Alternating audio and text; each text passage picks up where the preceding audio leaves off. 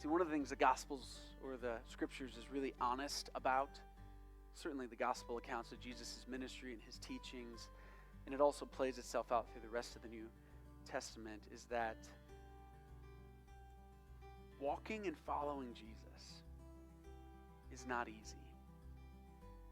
Paul says it this clearly in 2 Timothy 3, verse 12, "Indeed, all who desire to live a godly life in Christ Jesus will be persecuted."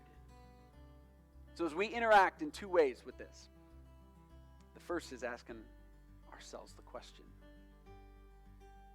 if the heat got turned up, am I willing to count the cost? If push came to shove, am I willing to count the cost? The one with the rocky soil is not. I don't think it's a stretch, but in Matthew 24, you see the one with the rocky soil being willing to turn over the ones with the good soil. But this is going to be one of the responses to the gospel that we see. And this is, quite frankly, this is probably the person that's kind of just always on the edge.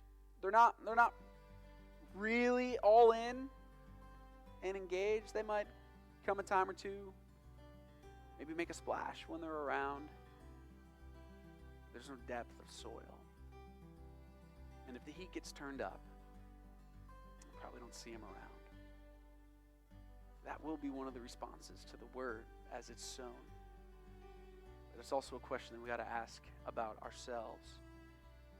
If the heat gets turned up in my life, am I in or am I out? Jesus says the ones who are out are the rocky soils.